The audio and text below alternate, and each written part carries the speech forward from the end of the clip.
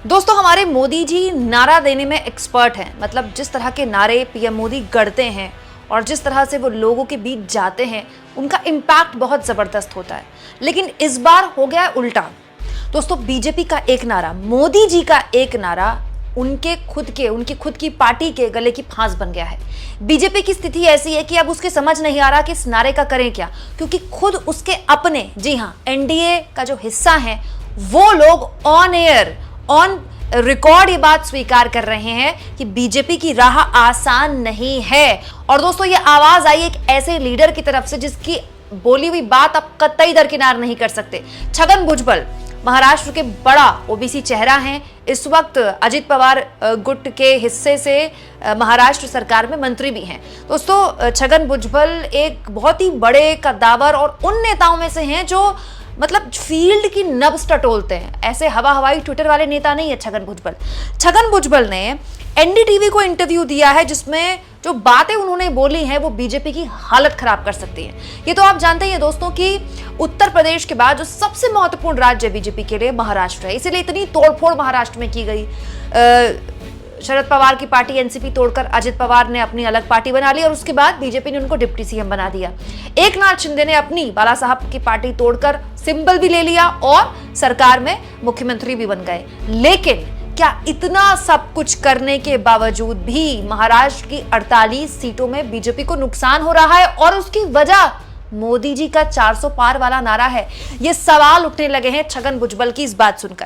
दोस्तों, छगन भुजबल के साथ एनडीटीवी ने इंटरव्यू किया जिसमें छगन भुजबल ने बड़े विस्तार से एक बहुत ही गहरी बात बोली और कहा, अब की बार 400 पार मतदाताओं को यह विश्वास दिलाने के लिए है कि संविधान में संशोधन किया जाएगा। मतलब छगन भुजबल ये कहने की कोशिश कर रहे हैं कि जैसे जैसे अब की बार 400 पार नारा लोगों के बीच गया, जो पिछड़े हैं, दलित हैं, जो आरक्षण का जिनको थोड़ा बहुत लाभ मिला है आज तक, उनके बीच में एक भ्रम और एक डर पैदा हो गया कि ये जो अब की बार 400 पार वाला नारा दे रहे हैं संविधान बदलने को लेकर, और अगर संविधान बदल गया तो उनका आरक्षण छीन लिया जाएगा। ये डर महाराष्ट्र में जमीन पर लोगों के बीच महसूस कर रहे हैं लोग।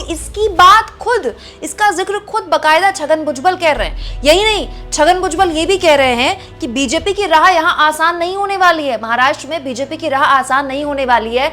और इसके बाद जो उन्होंने बात बोली वो तो और बीजेपी को टेंशन देने वाली है।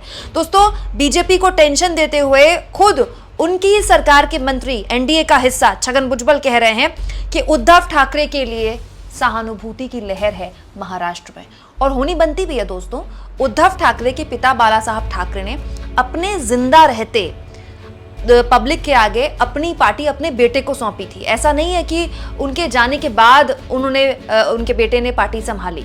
उद्धव ठाकरे को अपने रहते बाला साहब ठाकरे ने अपनी विरासत सौंपी थी, राजनीतिक विरासत। और उसके बाद उद्धव ठाकरे ने अपनी सरकार बनाई, महागाड़ी की सरकार, जिसको जिस तरह से तोड़ा गया, न केवल उनकी सरकार गिराई गई बल्कि उनकी पार्टी तोड़कर उनके अपने जो पार्टी उनके पिता ने बनाई, जिस पार्टी को उनके पिता ने सौंपा, उस पार्टी को तोड़कर एकनाथ शिंदे को विद सिंबल दे दिया गया। और ये बात छगन भुजबल के मुताबिक, मतलब एनडीए का जो हिस्सा है, बड़े ओबीसी चेहरे, वो खुद कह रहे हैं कि सहानुभूति की लहर उद्धव ठाकरे के लिए है। आप समझ रहे हैं इस बात की गंभीरता को, क्योंकि खुद उसके अपने, जी हाँ, एनडीए का जो हिस्सा है, वो लोग ये कहें कि ये जो 400 पार का नारा ये उल्टा पड़ गया है, इसको लेकर एक डर पिछड़े लोगों में, पिछड़ी जाति के लोगों में या फिर दलित समाज के लोगों में है कि अगर ये 400 पार आ गया, अगर 400 पार सीटें आ गई तो ये संविधान बदल सकते हैं और हमें आरक्षण का लाभ जो मिल रहा है उसे नुकसान हो सकता है। तो ये बात छगन भुजबल कह रहे हैं तो कितनी गहरी बात वो कह रहे होंगे। मतलब आप समझ लीजिए, थोड़ा कहा ज्यादा समझने वाली बात हो गई, क्योंकि छगन भुजबल भी जानते हैं कि वो किस सरकार में मंत्री हैं, वो जानते हैं कि वो एनडीए का हिस्सा हैं, फिर भी वो खुलकर ये बात कह रहे हैं। तो आप समझ लीजिए कि ये हालात कितने सीरियस हैं। और ये सीरियसनेस, दोस्तों, ये सीरियसनेस प्रधानमंत्री मोदी के भाषण में कल दिखाई भी दी। कल प्रधानमंत्री मोदी महाराष्ट्र में थे और पूरी जोर आजमाइश पीएम मोदी की महाराष्ट्र में ये मंडल वर्सेस कमंडल की राजनीति को रोकने की थी। दोस्तों, इस बात को ध्यान रखिए कि जो महाराष्ट्र की पॉलिटिक्स है ना, महाराष्ट्र की दलित पॉलिटिक्स, वो यूपी बिहार से बिल्कुल अलग है। यहाँ जो अवेयरनेस है वो बहुत बड़े लेवल पर है। यूपी बिहार के लोगों से बिल्कुल अलग तरह का वोटिंग पैटर्न, यहाँ पर जात पे अगर वोट पड़ता है तो बिल्कुल अलग तरह से पड़ता है। और एनडीए को टक्कर देने के लिए इंडिया गठबंधन की यहाँ पर जोर आजमाइश थी कि हर लेवल पर जो चुनाव है वो लोकल मुद्दों पर लड़ा जाए, और अगर लोकल मुद्दों पर चुनाव आ गया तो बीजेपी का जो हिंदुत्व का पूरा एक नैरेटिव है उसको बहुत नुकसान पहुंचेगा, क्योंकि लोकल मुद्दों पर अगर चुनाव आ गया तो वोट पड़ेगा कैंडिडेट पर, वोट पड़ेगा जाति पर, और जब जाति की बात आती है तो बीजेपी की टेंशन जाती नहीं, क्योंकि बीजेपी ने जो पूरा का पूरा हिंदुत्व का एक अम्ब्रेला तैयार किया था, जिसमें मोदी जी कभी अपने आप को ओबीसी प्रधानमंत्री बताते हैं, कभी हिंदुत्व की बात करते हैं। एक बीजेपी की जोर आजमाइश थी कि जातियों को एक अपने अम्ब्रेले में इस तरह से रखा जाए कि मंडल कमंडल की पॉलिटिक्स ध्वस्त हो जाए। लेकिन अब बीजेपी के महाराष्ट्र में समझ में आ रहा होगा कि मंडल और कमंडल की पॉलिटिक्स एक साथ बिल्कुल नहीं की जा सकती, क्योंकि दोनों की धुरी अलग अलग है।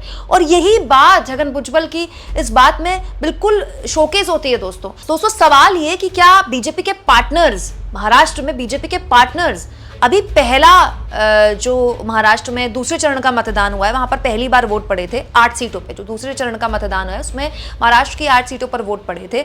अब जो तीसरे चरण का मतदान है 11 सीटों पर महाराष्ट्र की वोट पड़ने, और बहुत सी ऐसी खबरें भी आई कि महाराष्ट्र में जो टिकट बंटवारा हुआ है वो उस लेवल पर नहीं हुआ है जिस लेवल पर उम्मीद की जा रही थी एनडीए से। एनडीए के साथ दिक्कत महाराष्ट्र में ये भी है दोस्तों कि जिन लोगों को उन्होंने अपनी पार्टी सौंपी, खासतौर पर अजित दादा पवार अपनी पार्टी के फंड रेजर रहे हैं, वो कभी जमीन के इतने बड़े नेता नहीं रहे हैं। तो इधर शरद पवार इस उम्र में एक तरह से लोगों के बीच जा रहे हैं, कहते हुए कि ये हो सकता है कि उनका आखिरी चुनाव है, और उनकी जो उम्र है वो हो भी सकता है कि उनका आखिरी चुनाव है। उद्धव ठाकरे का ये पहला चुनाव है नए सिंबल पर लोगों के बीच जाते ये कहते हुए कि देखिए मुझसे मेरी पार्टी छीन ली गई। और इस बीच बीजेपी का अब की बार 400 पार का नारा जबरदस्त तरीके से क्या महाराष्ट्र में नुकसान पहुंचा सकता है, और इसकी आहट देखिए मोदी जी ने महसूस भी की। देखिए मोदी जी दोस्तों कल महाराष्ट्र में थे, उनके भाषणों में एक राम मंदिर का टच भी था, और साथ में वो विपक्ष पर संविधान बदलने के आरोप लगाते रहे कि अगर इंडिया गठबंधन सत्ता में आ गया तो ये संविधान बदल देंगे, जबकि खुद मोदी जी भी जानते हैं कि उनके ही पार्टी के नेता, चाहे वो अनंत हेगड़े हों, चाहे वो कुछ प्रत्याशी हों जो कि राजस्थान या यूपी के लोकसभा के प्रत्याशी थे बीजेपी के, उन्होंने सबसे पहले ये बात बोली थी कि 400 पार इसीलिए हमको चाहिए क्योंकि हमको संविधान बदलना है। और उसका डैमेज इतना जबरदस्त तरीके से हो गया कि उसका डैमेज कंट्रोल पीएम मोदी कुछ इस तरह से अपनी रैली में करते दिखाई दे रहे थे। लेकिन बड़ा सवाल ये है कि बीजेपी जिस जोर आजमाइश के साथ महाराष्ट्र में जमीन पर उतर रही है, जब उसके अपने सहयोगी कह रहे हैं कि सहानुभूति की लहर बाला साहब ठाकरे के बेटे उद्धव ठाकरे के साथ है,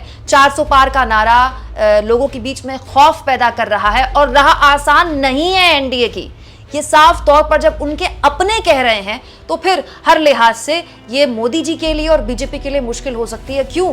क्योंकि दोस्तों महाराष्ट्र में 48 सीटों में अगर बीजेपी को नुकसान होता है तो बीजेपी ये समझ नहीं पा रही है कि उसकी भरपाई कहां से करेंगे, क्योंकि ऐसे ही नुकसान की खबर पश्चिमी उत्तर प्रदेश की 1-2 सीटों से भी आ रही है। ऐसे बड़े नुकसान की खबर राजस्थान से भी आ रही है। करीब करीब राजस्थान के लिए बोला जा रहा है कि 12 से 14 सीटों पर टफ फाइट दी है कांग्रेस ने, और कम से कम 6 से 7 सीटों पर पासा बदल सकता है। 6 से 7 सीटें ऐसी हैं जहां पर कांग्रेस हो सकता है कि वो बीजेपी से छीन ले राजस्थान की। तो फिर अगर राजस्थान में नुकसान हो रहा है, थोड़ा बहुत नुकसान अगर हो गया, तो पश्चिमी उत्तर प्रदेश से भी खबरें आ रही हैं, नुकसान की खबरें दिल्ली से भी आ रही है, तो फिर भरपाई कहां जाकर होगी? देखिए ना छगन भुजबल ने कितनी गहरी बात बोली है महाराष्ट्र की राजनीति के लिए।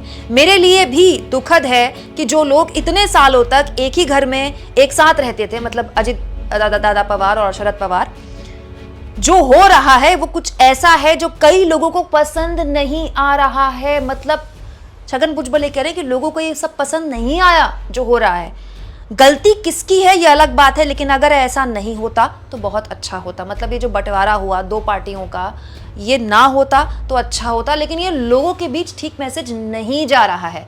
दोस्तों ये जो पूरा का पूरा विद्रोह एनसीपी के अजित पवार ने अपनी पार्टी के साथ किया था, छगन भुजबल उसमें एक प्रमुख विद्रोही चेहरे में से थे जिन्होंने अजित पवार का साथ दिया, और उसके बाद वो अब सरकार में शामिल हुए हैं। और अब देखिए, अब इतना सब कुछ हो जाने के बाद अब जब महाराष्ट्र में तीसरे चरण का मतदान होने वाला है, तब छगन भुजबल कह रहे हैं जिस तरह से उद्धव ठाकरे की शिवसेना विभाजित हो गई और एनसीपी के एक गुट ने पाला बदल लिया, मेरा मानना है कि एक सहानुभूति लहर है, और ऐसा उनकी रैलियों में दिखाई दे रहा है। कमाल की बात है, छगन भुजबल उद्धव ठाकरे और शरद पवार की रैलियों पर नजर रख रहे हैं। आप समझ रहे हैं इस बात की गंभीरता? आप समझ रहे हैं कि अगर महाराष्ट्र में जो छगन भुजबल बात बोल रहे हैं, जो कि बहुत संभव है कि वो बात सही बोल रहे हैं क्योंकि वो फील्ड के नेता हैं, तो जमीन पर हालात कितने खराब हो सकते हैं एनडीए के लिए। और अगर ये हालात वोट में तब्दील हो गए तो ना केवल ये बड़ा झटका महाराष्ट्र के अंदर होगा बल्कि पूरे देश में भी होगा। महाराष्ट्र के अंदर तो होगा ही होगा क्योंकि महाराष्ट्र में विधानसभा चुनाव भी ठीक लोकसभा चुनाव के बाद हैं, और अगर यहां एक एज उद्धव ठाकरे बना लेते हैं तो वो एज विधानसभा चुनाव में भी उनके साथ जारी रहेगी। यानी सवाल ये कि महाराष्ट्र में बीजेपी के लिए डबल नुकसान है। लोकसभा की सीटों का नुकसान तो है ही, विधानसभा चुनाव में आने वाली ये जो एक सहानुभूति की लहर है जो उद्धव ठाकरे के लिए पैदा हो रही है, ये एक बड़ी मुश्किल बीजेपी के लिए खड़ी कर देगा। क्या आपको भी ऐसा लगता है दोस्तों? कमेंट बॉक्स में जरूर लिखें और जितना हो सके चैनल को शेयर भी करें, सब्सक्राइब भी करें दोस्तों। और थैंक्स और ज्वाइन, ये दो ऑप्शन हैं जिसके जरिए आर्थिक तौर पर भी आप मेरे चैनल के हाथ मजबूत कर सकते हैं।